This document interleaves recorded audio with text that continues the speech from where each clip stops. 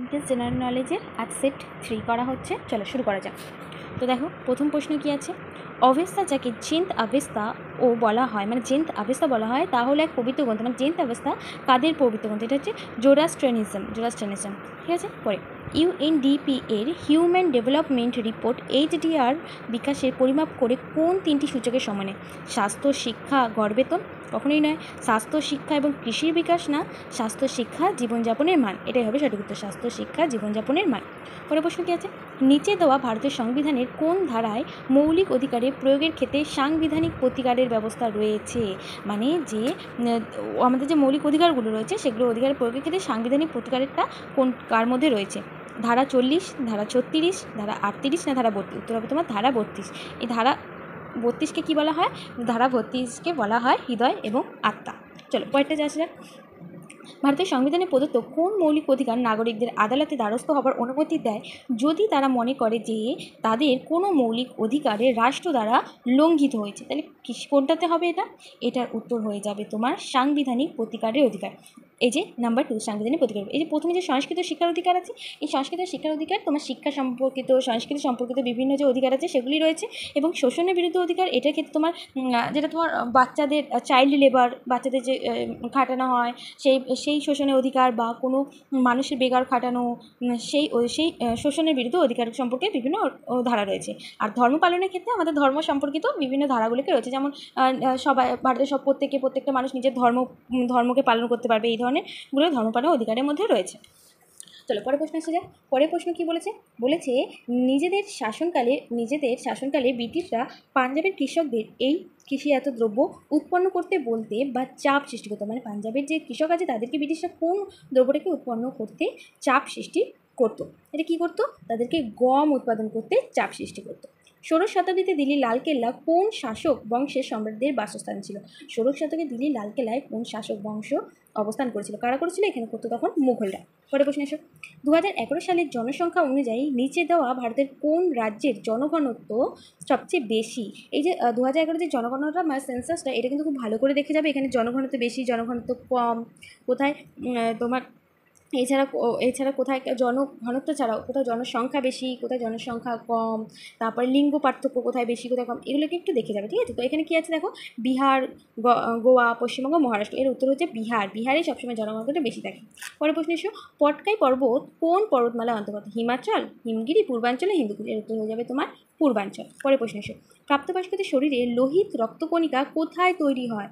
দেখো আমরা কিন্তু জানি যে বোন ম্যারো, যেটাকে আমরা বাংলায় বলতে পারি অস্থিমজ্জা, এখানে আবার ভাগ দিয়েছে blue bone marrow, red bone marrow, white bone marrow, black bone marrow. এর উত্তর হবে কিন্তু রেড বোন ম্যারো।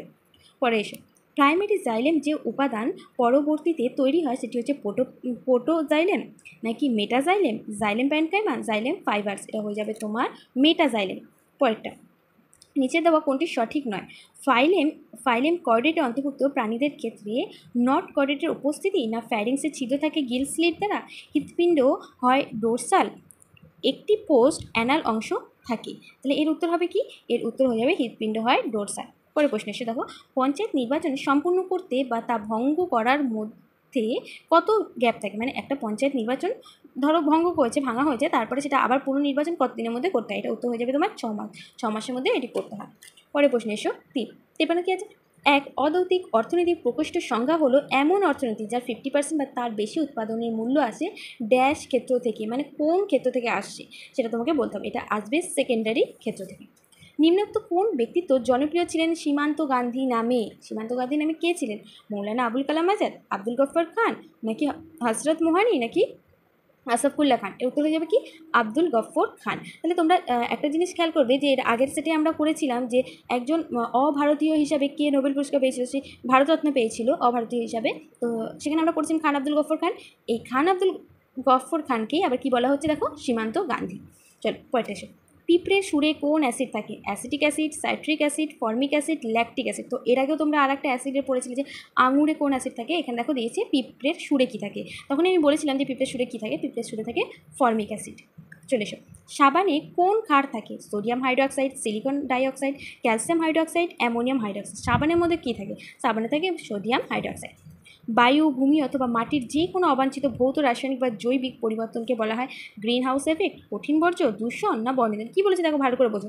বায়ু, ভূমি অথবা মাটির যে কোনো অবাঞ্ছিত ভৌত, রাসায়নিক, জৈবিক পরিবর্তন, মানে পরিবর্তন হচ্ছে, তাহলে কী হয়ে যাবে? তাহলে অবশ্যই উত্তর হয়ে যাবে দূষণ। পরের প্রশ্ন, ড্যাশ স্কিম কেন্দ্রীয় সরকার চালু করেছে শিশুদের স্বচ্ছতা সম্বন্ধে সচেতন করতে?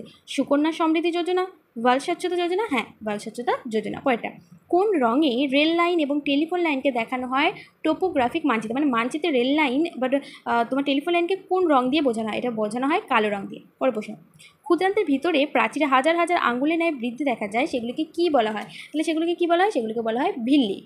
দিল্লির জামা মসজিদ কে নির্মাণ করেছে? দেখেছো মুঘল পিরিয়ডে কিন্তু ইম্পর্টেন্ট। দিল্লির জামা মসজিদ নির্মাণ করেছে শাহজাহান। আকবরের রাজস্ব মন্ত্রীর নাম কী ছিল? বীরবল না তুলসীদাস না আবুল ফজল, একেবারেই নয়। বীরবল। আকবর রাজস্ব মন্ত্রীর নাম ছিল টোডরমল। নিচে কোন, আচ্ছা এখানে একটা জিনিস দেখবে, বীরবল, বীরবলের আসল নাম, এটা কিন্তু মনে রাখবে, এটা অনেক সময় দেয়। বীরবলের আসল নাম হচ্ছে মহেশ দাস, ঠিক আছে। চলো পরেরটা, নিচের কোন ব্যবস্থাটি তৈরি করা হয়েছে বৈদ্যুতিন বাদ্যযন্ত্রের মধ্যে তথ্য প্রেরণের জন্য? কী করা হয়েছে? এমআইডিআই ডিভাইসটাকে করা হয়েছে। নিচের কোন গ্যাসটিকে বলা হয় লাফিং গ্যাস? এটা তোমরা ছোটো থেকে অনেকবারই পড়েছো। তো এই গ্যাসটাকে হচ্ছে তোমার কী হবে? Nitrous oxide.